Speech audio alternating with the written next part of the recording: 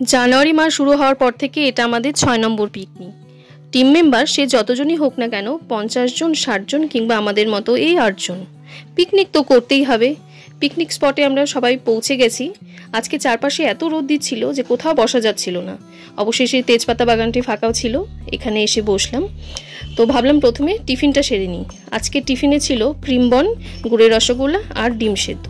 আমাদের ছোটোবেলায় না ঠিক এরকমই পিকনিকের টিফিনগুলো দিত। তো বাচ্চারা এখানে খেলাধুলা করছে, সাথে এই চৌবাচ্চাও খেলছে।